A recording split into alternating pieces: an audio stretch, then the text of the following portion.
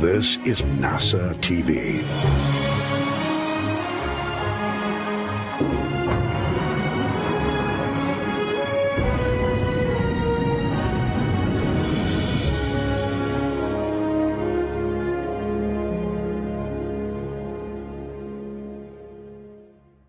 Hello, everyone, and apologies for the delayed start. Welcome to today's briefing, the crew of the NASA SpaceX Crew 2 mission to the International Space Station.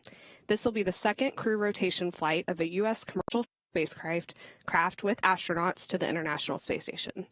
The astronauts on that mission and with us today are NASA astronauts Shane Kimbrough and Megan MacArthur, Japan Aerospace Exploration Agency astronaut Aki Hoshide, and European Space Agency astronaut Thomas Pesquet.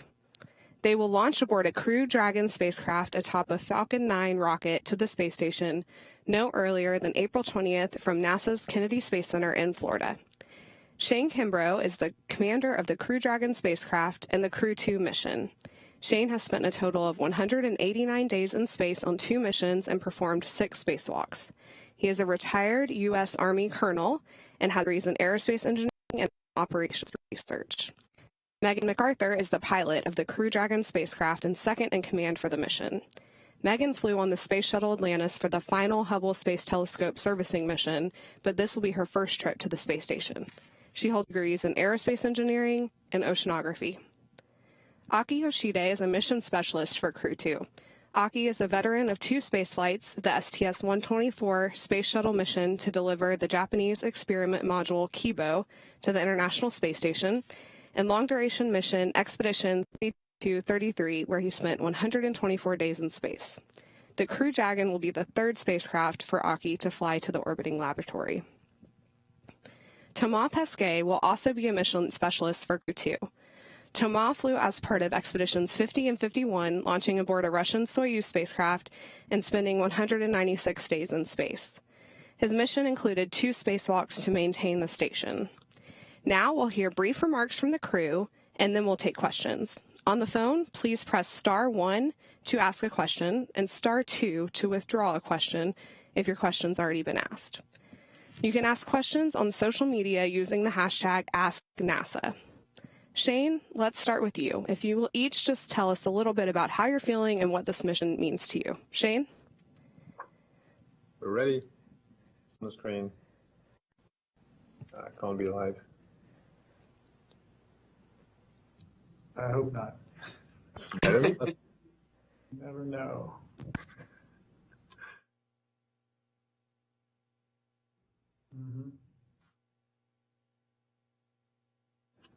All right, stand by everyone just a moment.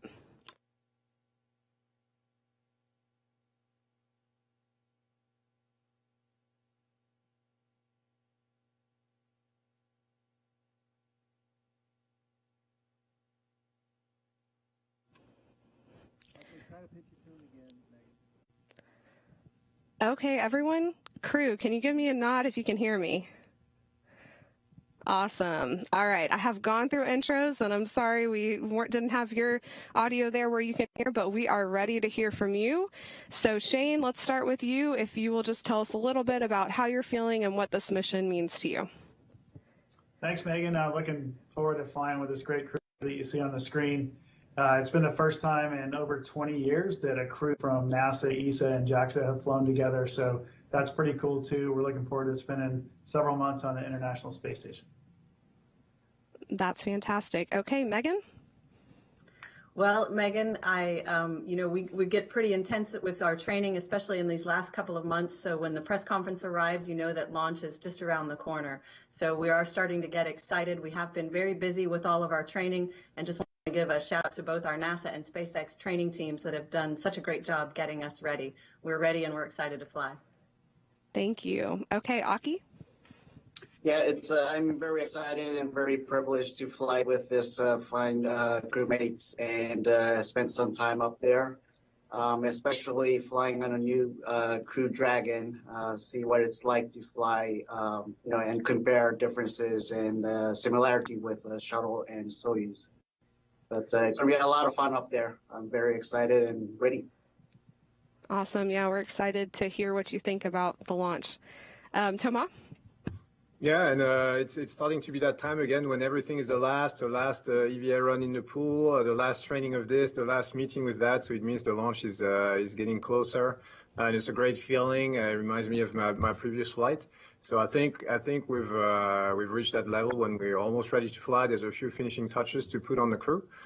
We can't wait to start, getting to work. There's a lot of work to be done up there on the ISS. We're very motivated. And I know we're going to get some work done and have a great time doing it. So looking forward to it. Very exciting. Thank you. Okay, now we'll take questions from media. Marcia Dunn with Associated Press. Go ahead with your question. In the car, sir. As you well know, you're flying in the same capsule as Doug and Bob. And what insight did Bob give you, not just about this particular capsule, but also about the space station where you've never been? Thank you.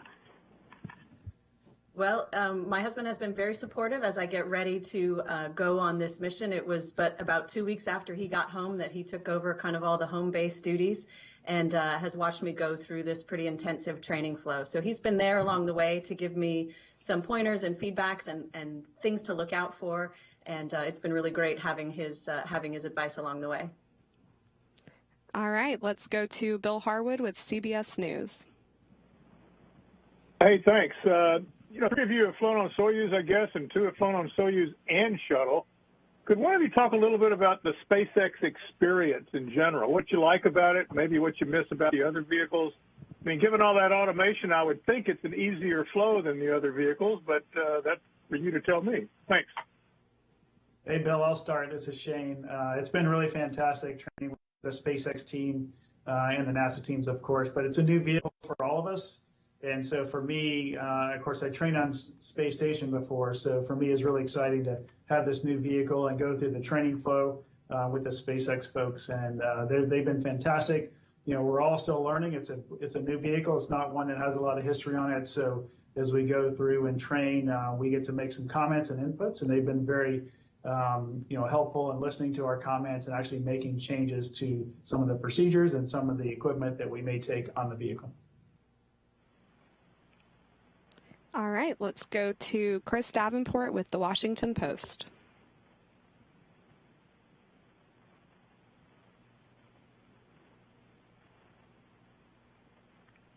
We'll come back to Chris. Let's try Joey Roulette with The Verge.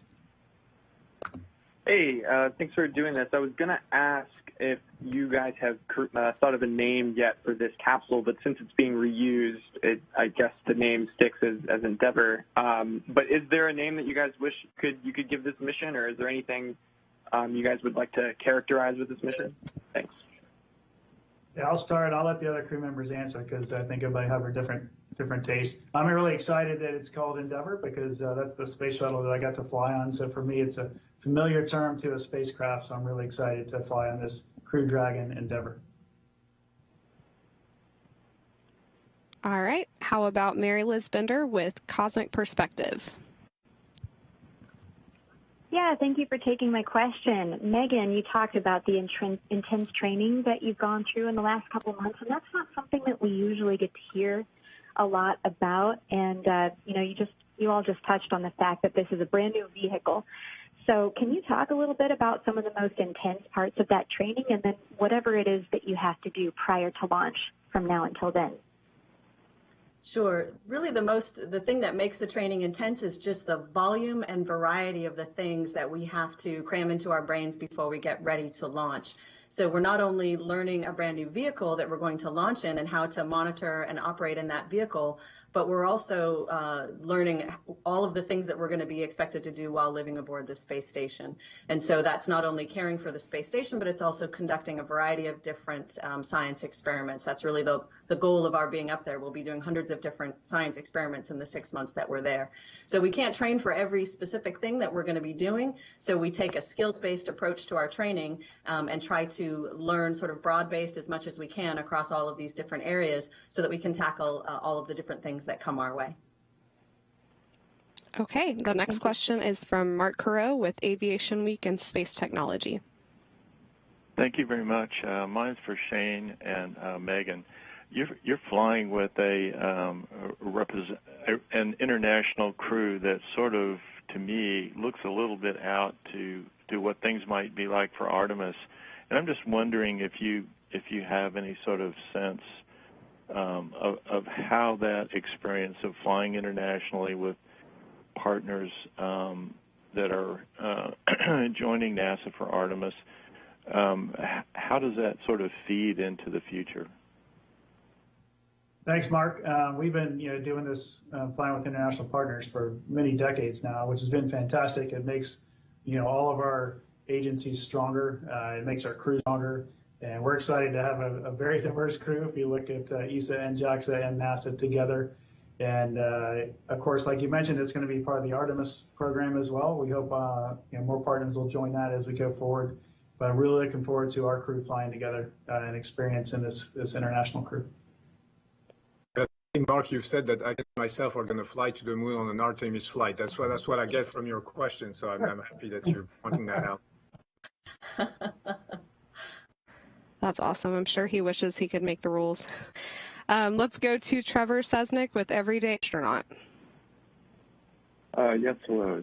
It's for Everyday Astronaut. I was wondering if Megan or Shane could talk about the big advantages from the shuttle IVA suit to the SpaceX IVA suit, and then if there's anything that you guys are going to miss from the shuttle IVA suit. Go ahead, Megan. Sure. So I think your question is asking us to compare the suit that we wear during ascent entry on the space shuttle to the suit that we wear for ascent and entry for the SpaceX vehicle. So I'm happy to address that question. We have spent a lot of time very recently actually working with the suit design teams at SpaceX to really customize our suits. They're very fitted in a way that our space shuttle suits were not. The space shuttle suits were designed more generically to fit a wider group of people, and so they're looser, and which makes them sort of easier to move around and easier to get on and off. The SpaceX suits are definitely more custom fit, more tailored, and so that does present some challenges when getting in and out of the suits, but the suits are highly capable. The most important thing about any spacesuit is that it keeps you safe in any emergency situation, and it doesn't impede your normal activities that you need to do to operate the spaceship. And so I would say that both of the suits, both for shuttle and for the Crew Dragon, are able to meet those goals. Okay, the next question is from NHK. Thank you for taking my question. Well, I have a question for Jack astronaut Hoshide-san here. So this is the third flight to space, and what is the expectation for the flight? Then I have one more question. And you'll be the second Japanese commander in Expedition 65. So can I have your thoughts on how you're going to lead this diverse crew as a commander? Sure. I didn't get your first question. Could you repeat that? Oh, sure. So this is Hoshide-san's third flight to space, and so I'd like to hear his Hoshide-san's anticipation for the flight. Okay. Yeah, it's my third flight, so and especially third flight to station. So I know what it's like to live and work there. Of course, there's been a lot of upgrades since I've flown almost 9 years ago. But with this crew and the crew on board, it will be a lot of fun, a lot of different activities, different experiments, and I'm looking forward to that. And with respect to being the commander of the station, we don't know just yet when that's going to happen, but I'm looking forward to just working with this incredible crew members. All right, let's take a question from Morgan McFall Johnson with Insider. Hi, thanks for doing this. This question is for all of you. Just taking a step back and knowing that you're getting close to launch, what are you most anxious or nervous about? What, if anything, is keeping you up at night or giving you the jitters when you think about this mission? Amai, you want to go? Yeah, I can take that. I don't think there's anything really keeping us at night, because if you worry too much in that line of work, you're not going to last very long. So I think everybody's pretty relaxed, very professional, but also relaxed. I think we trust the system. I mean, NASA has put a system in work. SpaceX has a system. Everybody's contributing. Everybody's doing part of the job, and we have a lot of trust into that. So nothing keeps us awake at night. On the other hand, like Shane pointed out before, it's a new vehicle, so it's the third flight of the Crew Dragon, second operational flight after the initial test flight. So we need more data. We need a lot of launches. We want this to become, right away to get to the space station, which means, I don't know, down the line, hundreds of launches maybe. But we don't have this data yet. We don't have the statistics, so we're being maybe a little bit more cautious. And we tend to double check everything. And I think with that, and the fact that everybody's doing their jobs, is going to be flawless. At least that's what I think about when I go to bed at night. Fantastic. Okay, let's take a question from Ken Creamer with Space Up Close. Hi, thank you for taking my question, and good luck to all four of you. My question is for Thomas Pesquat. ESA will be having its first astronaut selection in about 11 years, so I wonder if you could talk about what is your advice to them?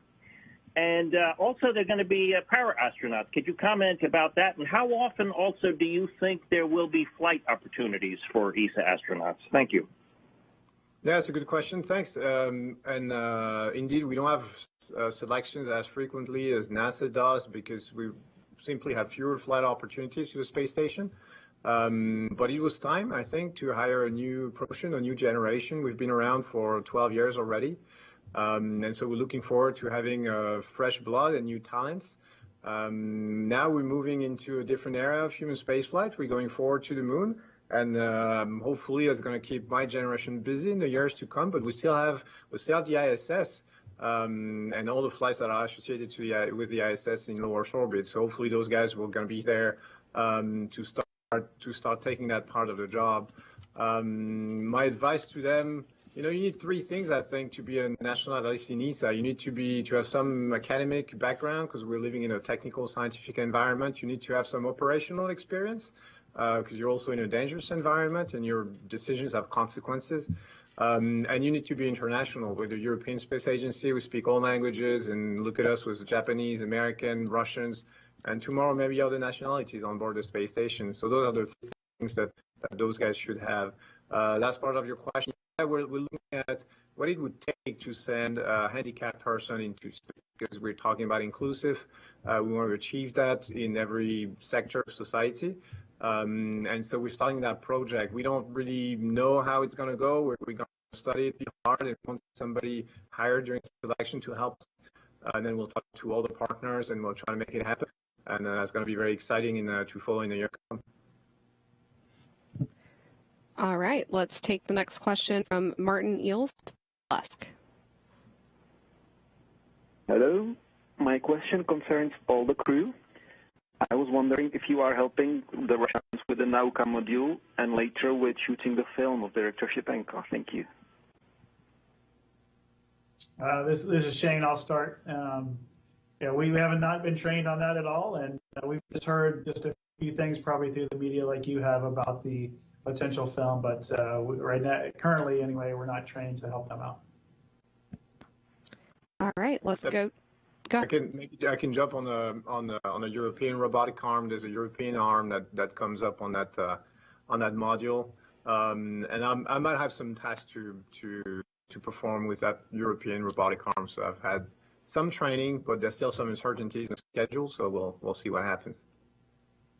Okay, thank you. The next question is from Manuel Mazzanti with Debate. So much, and congratulations to the four of you for your upcoming mission. This is a question for Aki. When Crew 2 launches, you will be on a very exclusive list of astronauts that have had the chance to fly in 3 different spacecrafts, along with Shane as well. But out of that list, 2 are from Japan already. Which is pretty remarkable. What do you think about that?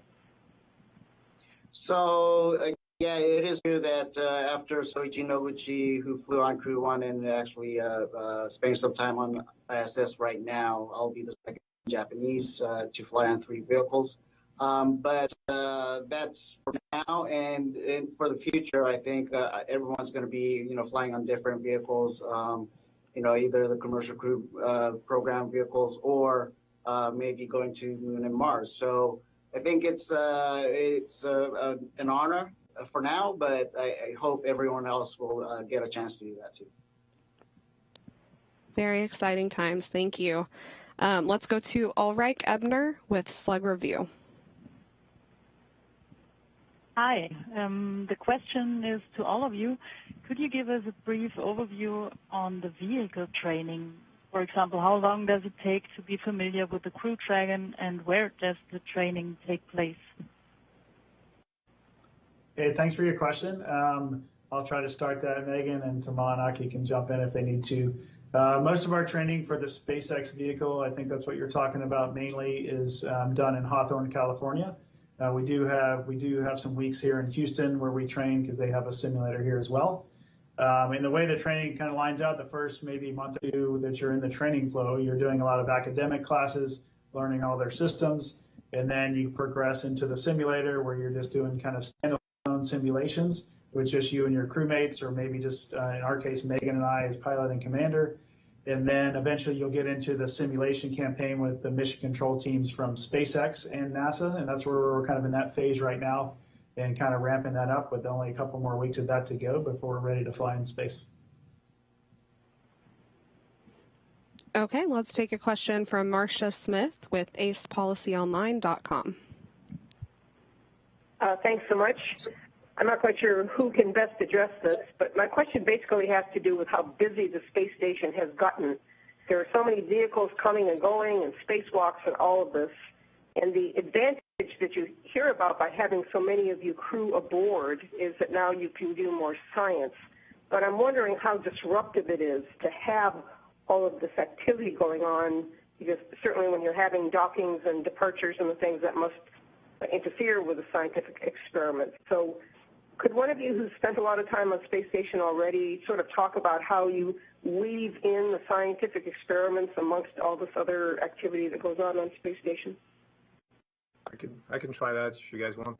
I think there's a part that is incompressible of the work we do on space station is just to be able to live and work on the space station, which is, sleep, eat, exercise, take care of your health, and also manage the logistics. So this you'll always have to do, and you have to do it on the ground as well, except you don't really notice it. But so that part takes, I would say, it's just my guess. It's not official numbers, but I would say take 3 people full-time. So when you're a crew of 6, you're pretty much doing 50% of your time, which is like really hard science, which doesn't sound much, but it's actually huge. And if you're going to a base in Antarctica, it's less. But so we're in that sweet spot. So if you start adding crew members, then initially you get more return, and then there must be a sweet spot somewhere where the curves intersect, right? We don't know where it is right now because we've never been more than 3 or 4 on the USOS side, but we're looking forward to figuring that out, and we'll see.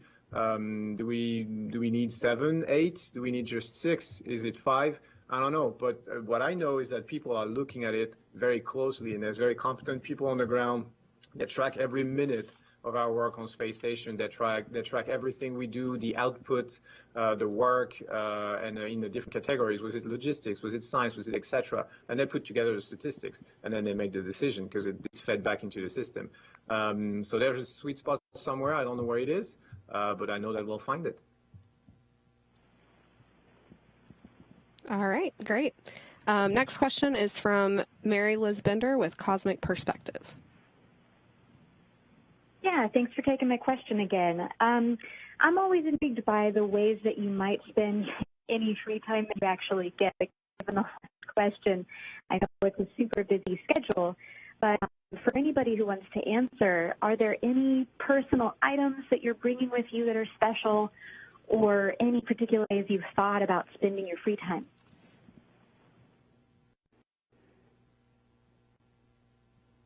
Aki. Kind of looking at each other. In terms of personal items, I don't know. I'm still kind of thinking what to bring, and but my last experience on orbit, I was just stuck on cupola, looking out the window and looking at the beauty of Earth. I called it a black hole because I think I'll go take a look for 10 minutes, but then 2 hours pass by quickly. It's that amazing. And I think I'll be doing exactly the same thing this time. Definitely a favorite pastime. Okay, let's go to McFall Johnson with Insider.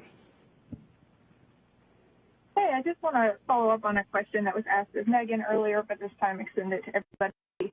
What advice or tips have you gotten from the astronauts who've already flown Crew Dragon? What have they told you about what it's like riding and living in the vehicle? And are you planning on taking any particular advice from them? Thanks.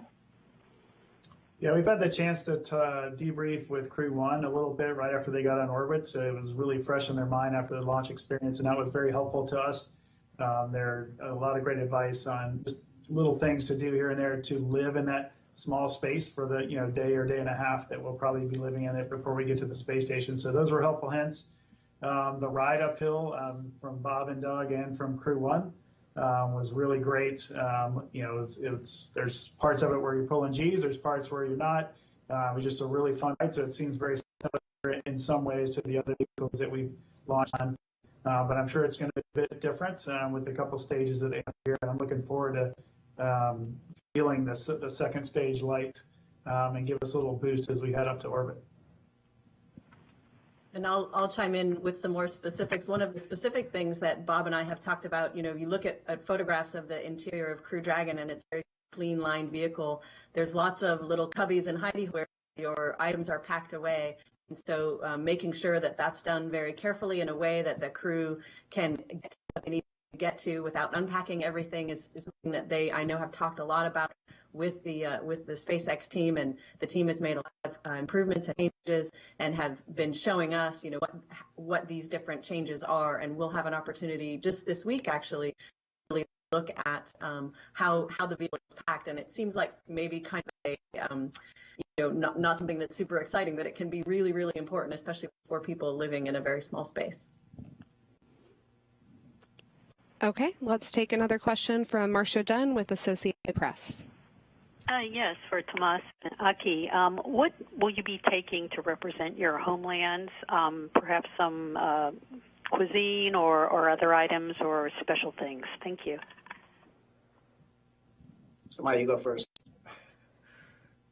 I was going to say I'm going to take some Japanese food, but it's not true. But I'm going to take some. Yeah, there'll be some French food. I mean, it's a cliche, but I had to, right?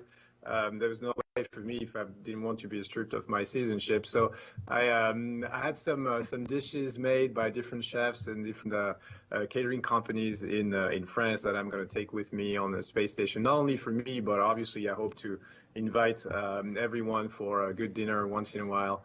And because that's not so many things that you can really choose and have control on in the space station. So food is one of them. So there's this. There's also, I mean, obviously we'll have our own. I'm thinking individual flags. I'll put up my flag in Columbus. I've kind of claimed Columbus as a French territory for 6 months because nobody can prevent me to. And I have lots of patches and for for organizations or for friends and families, because I'm trying to share the trip so that it's not only kind of a selfish dream that, but it also means something to other people and also does some good to other people. So I have a lot of things prepared, and I guess you'll have to follow the mission to see what's going on. And I guess for me, something similar that Thomas just mentioned, but Japanese food. I brought some last time too, but they've added a couple of more. So looking forward to that. And if you follow Soichi Noguchi's YouTube video, he's doing an amazing job showing you what kind of Japanese food he's having. So again, just like Tomas said, I'm looking forward to sharing that with the entire crew of the space station. All right, sounds good. Let's take a question from Gina Sunseri with ABC News. This is for Megan. Megan, how has the technology changed since you flew on STS-125 will make it easier to stay in touch with your family when you're up there for 6 months? Hi, Gina. Thanks for the question. Well, the shuttle mission that I was on, we did not go to the International Space Station. We did, in fact, have an iPhone with us, but our commander actually never let us get it out and use it. He wanted us to make sure we got all the work done first. So we didn't actually have the opportunity to phone home. We did have an opportunity for a single video conference with family, so I did take advantage of that. The long duration mission to the International Space Station, of course, will have weekly conferences with family, as well as the ability to use the phone just about at any time. So I'm looking forward to that. I'm looking forward to surprising my mom with a phone call from space and calling friends and family when I have the opportunity. Very cool. All right, let's take another question from Chuck Fields with Your Space Journey. Thanks for taking my call. Human space exploration is growing remarkably fast, and this international mission with the refurbished spacecraft is a great example of that. This is for anyone. How do you hope this mission will inspire others to become astronauts or pursue a career in space exploration?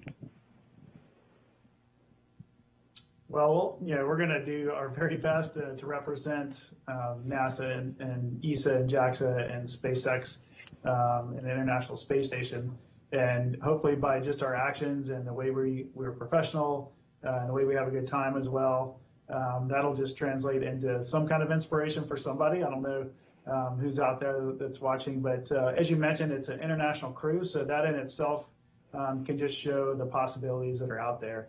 And I don't know if anybody else wants to jump on that, but that's all I have. I think it's great. I think the fact that Megan is our pilot and she's awesome should inspire a lot of girls as well. And we're trying to reach 50%, in the application selection for the astronaut selection. This is difficult, but I think the fact that we have Megan and is certainly helping the cause. And I'm hoping next astronaut selection for ESA is going to be 50% male, 50% women, hopefully. All right, awesome. Let's switch over to a couple of questions that have come in on social media. A reminder to all the media, you can still ask questions using *1 or withdraw your question using *2. And you can ask questions on social media using the hashtag #AskNASA. So from Deanna on Facebook, she wants to know, how will your particular science discipline be used and advanced during this trip? That's a great question. Oh, sorry. Go ahead, Shane. Is there a scientist among us? There's one. Well, what I was going to say is one of the things that's really wonderful about the job that we get to do is we all have training as scientists and engineers, but the research that we do on orbit is not necessarily directly related to our individual discipline that we came through, for example, in graduate school. So, we get very general training, and as a scientist and an engineer, you get training across, basic concepts, physics, biology, chemistry, mathematics, mechanics, and you're using all of this knowledge that you've gained throughout your education, bringing that with you to NASA, where you get some more specific training in how we conduct experiments. But really, you're relying on this generalized training that you've gotten, and then the expert procedures that have been developed and the well-designed experiments, basically, to enable success for the research that we're doing on Space Station. Of course, I haven't been to Space Station yet. This will be my first long duration mission. I'm super excited about it, and so probably one of these guys can tell you a little bit more about how their own background translates into the research that we do. Yeah, so the part for me, I came from an operational background, and that definitely came in handy. Tama alluded to it earlier, but when we're running procedures and we're working with equipment, it's very operationally oriented. So for me, that's one of my strong suits, I think, and it definitely played out on the space station. It's a complete team effort. I want to say we're just kind of the tip of the spear, but the people running the experiments are on the ground, and they're just telling us what to do. They write the procedure, they design the hardware. So you could be doing some medical experiment. I have zero background in medicine. I mean, we get some training here, but obviously it's not enough to be an MD or a PhD, obviously, far from it. But there'll be some very, very smart people on the ground kind of directing us and telling us what to do. We're being there to answer our question. And that's what makes the science efficient, is that we're doing our best, but we have a lot of help. That's great. Yeah, we'll have thousands of researchers from across the world, really, that are the ones behind these experiments you'll be doing. Let's take another question from Facebook. What will you miss most while in space? Is it pizza? No, because it's on board the space station. So, you guys. Okay, I'll jump in. I think, apart from food, we have a lot of variety on the space station now in terms of food. So it's good that we have the varieties because sometimes you eat one thing and you wish you have something else. Now we have a lot of variety, so that's good. What I on my last long duration mission, what I missed most was like fresh food, which nowadays you get every time we get a cargo ship docked to the space station. So that's good. The other thing was nature, like just the wind blowing in your face or, the smell of trees. That's something that I noticed that after I came back that I missed most. I think there's also sometimes the freedom to be able to, do what you want and just go where you want and meet the people you want, which obviously you cannot do on the space station. But the funny thing is actually not funny at all, but is that now I think people can relate to this a little bit with what happened in 2020, and people have experienced what it is to be kind of locked in one place and deprived of the freedom to, travel or go see the people you want to see. And so that's going to happen to us for 6 months again. So I guess this is also something that when you come back to Earth, you're very happy to get that freedom to do whatever you want and go wherever you want again. Yeah, of course, we're all going to miss our families. That's a given, I think. That's the hard part for a lot of us. But for me, I'm going to miss a hot shower. We don't have showers on the space station, which surprises a lot of people. But I will definitely miss that. And to add on what Aki was saying, just nature itself and weather and wind and smells of Earth will be greatly missed after a month or two of being out there. All right. For me, in addition to all of those things, I think one of the things that I'll miss is the act of preparing a meal from scratch. So preparing food and getting to share that. We'll, of course, have some meal times together, but I think it will be different cutting open a pre-prepared meal versus being able to create that yourself in your kitchen. That's something that I'll miss. It's my type of cooking, opening up a ready-made meal. We'll be excited to see what you can come up with up there. All right. From Jacqueline Irving on Twitter, what is the biggest difference between Dragon training and shuttle training? I'll start with that. So there's some similarities in that the training for us will be about a year, a little less than a year for some of us, but the shuttle training is about a year to a year and a half. So that's similar. The difference, one big one is that you go to California for most of your training, and instead of staying in Houston, and we went to Florida a lot more in the shuttle training than we do now for Crew Dragon. So there's some differences there. They're both space vehicles. There's systems that you have to learn. There's very similar kind of academic training and simulator training that we're going through. So those are probably the biggest ones. Obviously, it's a different rocket that we're launching on. It's a different spacecraft. But the flow in general, about a year long, and a lot of the same kind of, I guess the template is pretty similar, where you're going to be academics and then simulators and then kind of go to the launch pad. So looking forward to hopefully it being somewhat similar. I know the ride will be a little bit different, but hope that helps answer your question. Yep, thanks. Let's take a question from Rebecca on Facebook. What are you most looking forward to?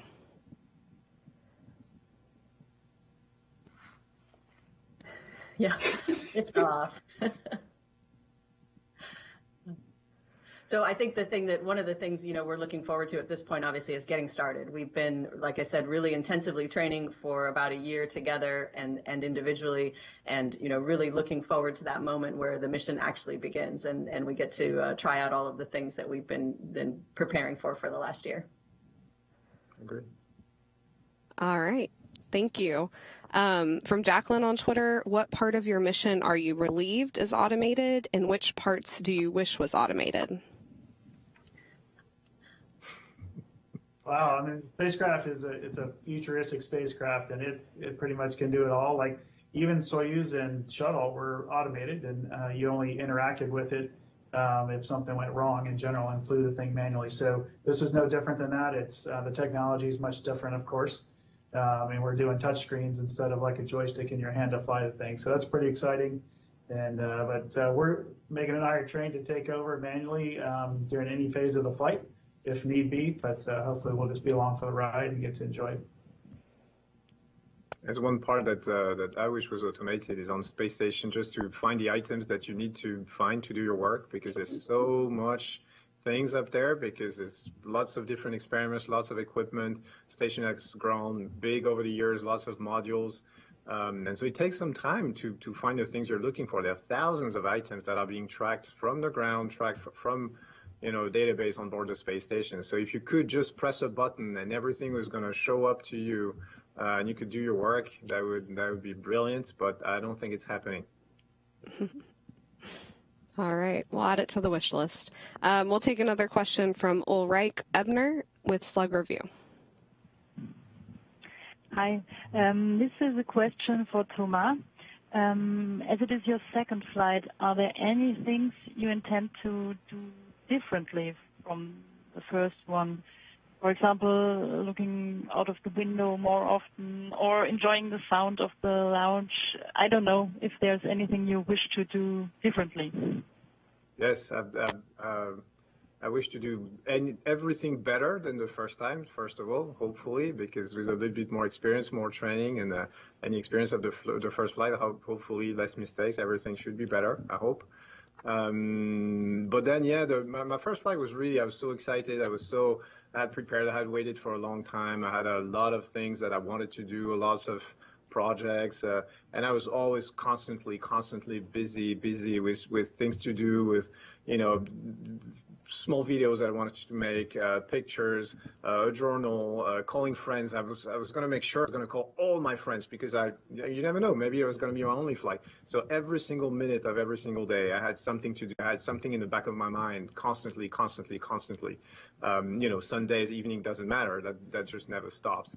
So now for this second flight, I think I don't want this to happen, because it kind of prevented me from enjoying it a little bit. So I think I'm going to take some time just for myself with nothing to do, which I know is unbelievable, but just 15 minutes for yourself with nothing to do. Just drink a coffee, look out the window, and just soak it in. Don't take a picture, because if you take a picture, you have a picture, but you don't have a memory. So instead of taking a picture, make yourself a memory, drink the coffee, spend time with the people, and that's what I'm going to try to do for that second flight. All right, thank you. Let's go to Randy Seagal with WSTU Radio. Good afternoon.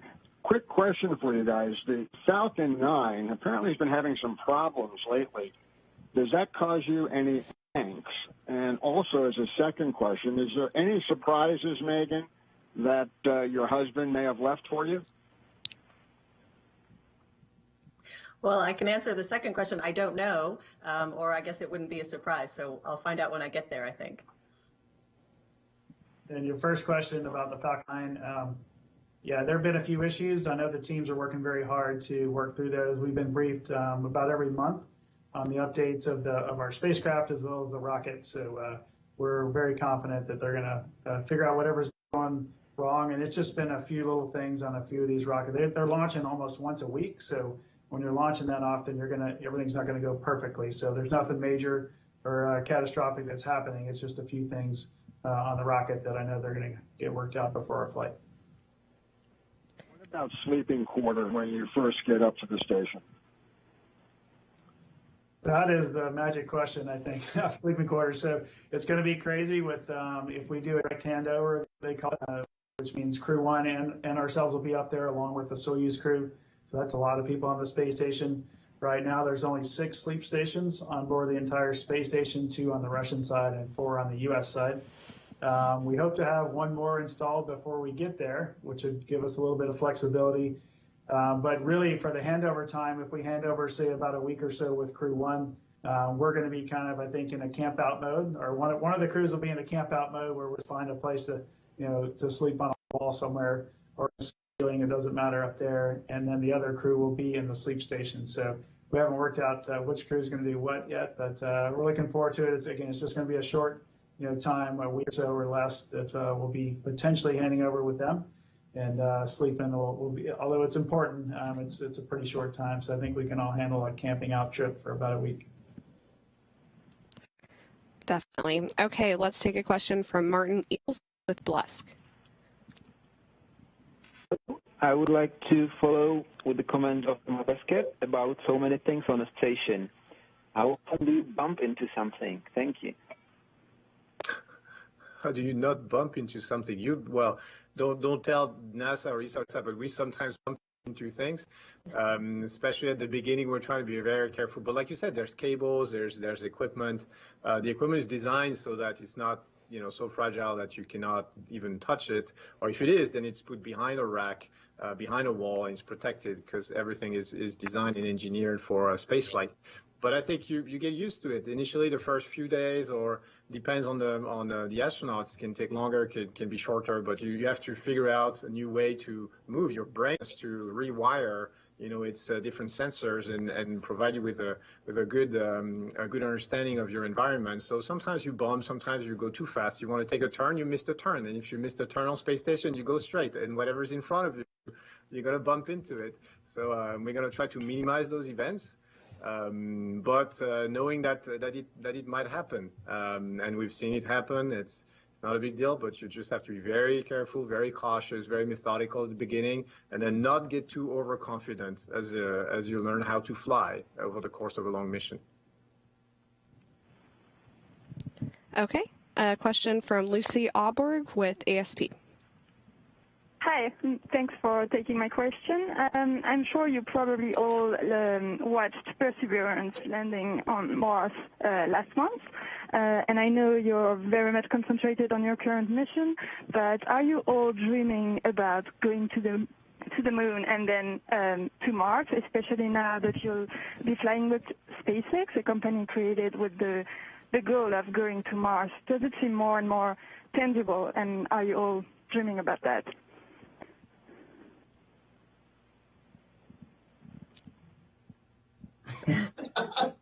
Oh no, I just pointed at myself. No. It doesn't work. Shane, you want to start with that? We all had the chance to watch the landing together, actually out at SpaceX. So that was pretty neat, obviously a historic moment, and we were very excited for all the teams involved, especially the folks at JPL that worked so hard on landing Perseverance on Mars. That was really special. I know I'm not going to be going to the moon and Mars, but my colleagues who are much younger than me might have that opportunity. So even though I would love to do that, I think my flying days will be over after this one. For Aki and myself, who've just been assigned to, no, I'm going to stop saying this because I'm going to get in trouble with ESA. But I think what's important is if you're watching robotic exploration, is to understand that those are just two branches of the exact same thing. We're trying to explore, we're trying to get further into the cosmos. Those are not two competing activities, and people like to see it that way sometimes, which bothers me, because when you talk to the scientists, being behind the rovers and all the interplanetary missions, they say we can't wait for humans to be on the surface, because the scientific return is going to be so much. It's going to be hundred-folds or maybe thousand-folds. But obviously it's more complicated. Obviously it's more dangerous, and that's why we need those precursor missions. That's what we need. All the tasks that can be carried out by robots and rovers, for sure, please, absolutely. They have to do it. They need to have budget as well. And those are not two competing activities. Those are two branches of the same activity. And I think we work as a team, and there'll be scenarios in the future when we work even more closer together. Thank you. Well, we're so excited to see you up on the International Space Station doing research that will help us get people to the moon and Mars, and then to see you or maybe your colleagues on the moon and then eventually on Mars. And I think that's a good place to wrap up. So thank you, everyone, for joining us today. Thank you to the crew for answering questions. And be sure to watch this crew launch live online at nasa.gov, on NASA TV, or by following NASA on social media. You can also follow all four of these people on Twitter and keep up with them throughout the mission. And be sure to check those sites for updates and follow along on their whole mission. Thank you, everyone, and go Crew 2. Go Crew 2. Go Crew 2.